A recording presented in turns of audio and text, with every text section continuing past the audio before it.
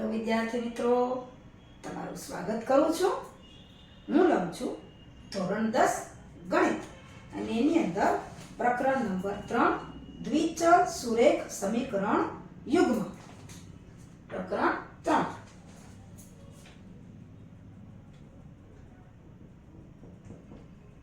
દ્વિચલ, જેમાં બે ચલ હોય, સુરેખ સમીકરણ યુગ્મ એટલે કે બે સમીકરણો આપેલા હોય. એમાં જુઓ, તમારું પાઠ્યપુસ્તક ખોલો તો એમાં સ્વાધ્યાય 3.1 જે પાના નંબર 25 ઉપર આવેલ છે,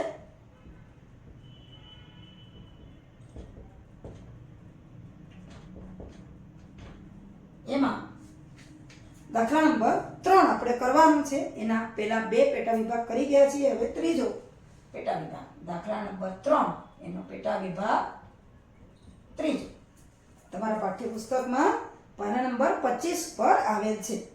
જુઓ, સૂચના પાછી વાંચી લઈએ. દાખલો ત્રીજો, નીચેના સુરેખ સમીકરણ યુગ્મ સુસંગત છે કે સુસંગત નથી તે ગુણોત્તર a1 ના છેદમાં a2, b1 ના છેદમાં b2 અને c1 ના છેદમાં c2 ની કિંમત પરથી નક્કી કરો. હવે એમાં આપણે ત્રીજો દાખલો કરવાનો છે. 3/2 x વત્તા 5/3 y બરાબર 7. હવે જો આપણને અપૂર્ણાંક આપ્યા છે તો આપણે લઘુત્તમ સાધારણ અવયવ કાઢવો પડશે. 2 અને 3 એટલે કે કુલ 6 લઘુત્તમ સાધારણ અવયવ. આને 3 વડે ગુણીએ તો 3 દુ 6 થાય અને 2 વડે ગુણીએ તો 2 તેરી 6 થાય. આના છેદમાં કાંઈ નથી એટલે 1 માનવાનું, તો આને 6 વડે ગુણવાના. આપણે આગળ આવી રીતના દાખલાઓ કરી જ ગયા છીએ. તો 6 લઘુત્તમ સાધારણ અવયવ આવશે. 3 તેરી 9x આવશે, 5 દુ 10y અને આ 6 ગુણ્યા 7 એટલે 6 સત્તા 42.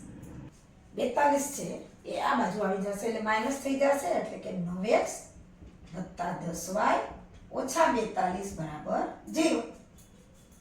આમાં આટલું કામ વધારે આપણે કરવાનું છે. લઘુત્તમ સાધારણ અવયવ કાઢી અને આવી રીતના સમીકરણ બનાવવાનું. બે બાજુ 6 લસા આવે પણ બરાબરની નિશાની છે એટલે ક્યાંય છેદમાં 6 મૂકવાના થતા નથી. પછી બીજું સમીકરણ છે 9x ઓછા 10y બરાબર 14. 9x ઓછા 10y બરાબર 14. જો અહીંયા પણ 14 છે એ બરાબર ની આ બાજુ છે, એના બાજુ લઈ લઈએ એટલે કે 9x ઓછા 10y ઓછા 14 બરાબર 0. એટલે આપણે સમીકરણ બે એક જ સરખા છે, એના ઉપરથી આપણે પાછા સમીકરણ લખી નાખીએ ઉપરા ઉપર. એટલે 9x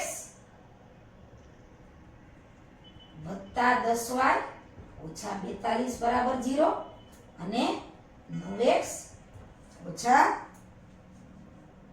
10y ઓછા 14 બરાબર 0. હવે આ સમીકરણો ઉપરથી આપણે a1 a2 b1 b2 અને c1 c2 જોવાના છે. એટલે કે અહીંયા લખીએ કે a1 બરાબર 9, b1 બરાબર 10, c1 બરાબર ઓછા 42. ત્યાર પછી a2 બરાબર 9, b2 બરાબર ઓછા 10 અને c2 બરાબર ઓછા 14. હવે આપણે જોવાનું છે ગુણોત્તરો. આપણે લઈ લઈએ કે a1 a2 b1 b2 c1 c2 આપણે જોઈ લઈએ. તો a1 ના છેદમાં a2 બરાબર જુઓ 9 ના છેદમાં 9, 9 ના છેદમાં 9 એટલે કે 1. ત્યાર પછી b1 ના છેદમાં b2 બરાબર 10 ના છેદમાં ઓછા 10. ઓછા 10 છે, જુઓ બે સરખા નથી કારણ કે અહીંયા ઓછા છે એટલે અહીંયા આવશે ઓછા 1. હવે લઈએ c1 ના છેદમાં c2 તો શું થશે? ઓછા 42 ના છેદમાં ઓછા 14 ઓછા 42 ના છેદમાં ઓછા 14 એટલે 14 તેરી 42 થાય. ઓછા ઓછા નીકળી જાય એટલે આવશે 3. તો આપણે જોઈએ કે a1 ના છેદમાં a2 બરાબર b1 ના છેદમાં b2 નથી, કારણ કે અહીંયા 1 છે ને અહીં ઓછા 1 છે. નિશાનીમાં ફેર હોય તો એ સરખા નથી. જો આવું હોય તો સમીકરણો છે એ સુસંગત છે. છેદમાં a2 is not b1 ના છેદમાં b2 હોય તો આપે સુરેખ સમીકરણ યુગ્મ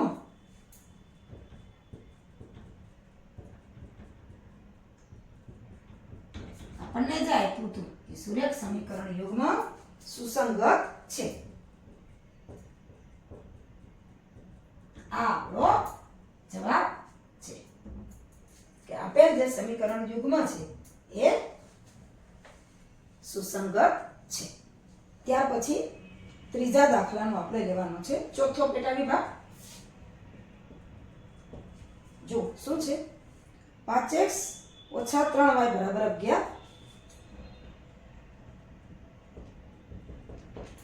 ત્યાર પછી ઓછા 10x વત્તા 6y બરાબર ઓછા 22. ઓછા 10x વત્તા 6y બરાબર ઓછા 22 બરાબર ને આ બાજુ શૂન્ય લેવા માટે આ બે સંખ્યાને આપણે આ બાજુ લઈ લેશું તો એની નિશાની બદલશે, એટલે કે 5x ઓછા 3y આ બાજુ 11 પ્લસ છે, આ બાજુ આવશે તો માઇનસ. એવી જ રીતે અહીંયા ઓછા 10x વત્તા 6y ઓછા 22 છે, આ બાજુ આવશે તો વત્તા 22 થશે. હવે આપણે a1 a2 b1 b2 અને c1 c2 લઈ લઈએ.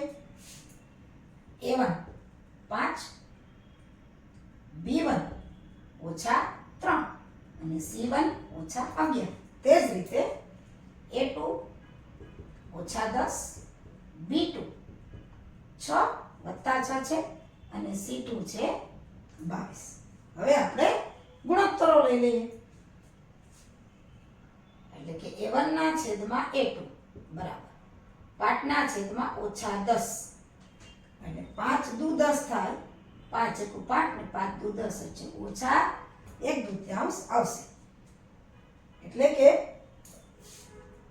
a1 ના છેદમાં a2 બરાબર ઓછા 1/2. હવે લઈએ b1 ના છેદમાં b2. b1 ના છેદમાં b2 બરાબર ઓછા 3 ના છેદમાં 6. 3 ના છેદમાં 6 એટલે 3 એકુ 3, 3 દુ 6 એટલે એ પણ ઓછા 1/2 એટલે b1 ના છેદમાં b2 એટલે પણ ઓછા 1/2. હવે c1 ના છેદમાં c2 લઈ લઈએ. c1 ના છેદમાં c2 શું છે, ઓછા 11 ના છેદમાં 22.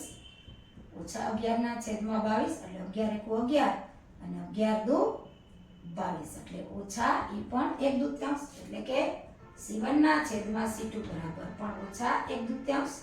હવે જુઓ a1 ના છેદમાં a2 બરાબર ઓછા 1/2, b1 ના છેદમાં b2 બરાબર ઓછા 1/2 અને c1 ના છેદમાં c2 બરાબર પણ ઓછા 1/2. ત્રણે ત્રણ ગુણોત્તરો સમાન આવે છે. આમ a1 ના છેદમાં a2 બરાબર b1 ના છેદમાં b2 બરાબર c1 ના છેદમાં c2. તેથી જો આવું હોય તો આપેલ સમીકરણ યુગ્મ છે એ સુસંગત છે અને અવલંબી પણ છે. તેથી આપેલ સમીકરણ યુગ્મ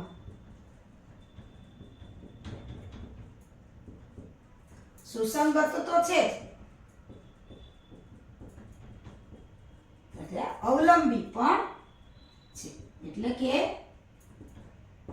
સંપાતી રેખાઓ છે, અનંત ઉકેલ હોય એટલે આપણે આવું જે હોય ત્યારે સુસંગત તો છે પણ અવલંબી પણ છે. આ આપણો જવાબ છે એ આવે છે. ત્રણે ત્રણ ગુણોત્તરો છે એની કિંમત સરખી થાય છે એટલે સમીકરણો સુસંગત છે અને અવલંબી છે. ત્રીજા દાખલાનો પાંચમો પેટા વિભાગ. સમીકરણો શું છે જુઓ. 4/3 x વત્તા 2y બરાબર 8. 4/3 x વત્તા 2y બરાબર 8. અહીંયા પણ લઘુત્તમ સાધારણ અવયવ કાઢવો પડશે. આના છેદમાં કાંઈ નથી એટલે 1, આના છેદમાં પણ કાંઈ નથી એટલે 1. 3 છે દસા નીકળશે પણ બરાબરની નિશાની છે એટલે છેદમાં કે નહીં આવે. 3 આ 2 ને પણ ગુણશે અને 8 ને પણ ગુણશે એટલે આવશે 4x વત્તા 6y બરાબર 8 તેરી 24. હવે આપણે 24 ને બાજુ લઈ લઈએ એટલે કે 4x વત્તા 6y. 24 આ બાજુ પ્લસ છે એટલે આ બાજુ આવશે તો આ થશે -24 બરાબર 0. અને બીજું સમીકરણ શું છે? 2x વત્તા 3y બરાબર 12. 2x વત્તા 3y બરાબર 12. એમાં પણ 12 છે બરાબરની આ બાજુ છે. આ બાજુ લઈ લે એટલે માઇનસ થઈ જશે એટલે 2x વત્તા 3y ઓછા 12 બરાબર 0. આપણે સમીકરણ આમાંથી a1 a2 અને આમાંથી a1 b1 c1 અને a2 b2 c2 લેવાના છે. બે સમીકરણ આપણે બાજુમાં લખી નાખીએ એટલે પહેલું સમીકરણ થશે હવે સમીકરણો થશે 4x વત્તા 6y ઓછા 24 બરાબર 0 અને 2x વત્તા 3y ઓછા 12 બરાબર 0. આ પણ છે પણ વચ્ચે આ સમીકરણ છે એટલે ભૂલ થવાની શક્યતા છે એવું ન થાય એટલે બે સમીકરણને આપણે બાજુમાં લખી નાખીએ. હવે આના ઉપરથી a1 b1 c1 અને a2 b2 c2 લઈ લઈએ.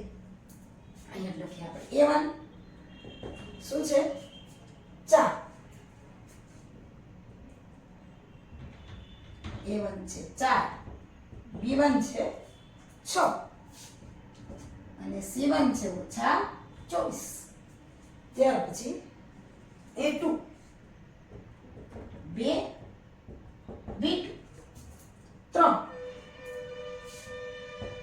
અને c2 ઓછા 12. હવે આપણે ગુણોત્તરો લઈ લઈએ. a1 ના છેદમાં a2 બરાબર 4 ના છેદમાં b. 2 દુ 4 આપણને ખબર છે એટલે 2 જવાબ આવશે. હવે b1 ના છેદમાં b2 6 ના છેદમાં 3 એટલે 3 દુ 6 એનો જવાબ પણ 2 જ આવશે.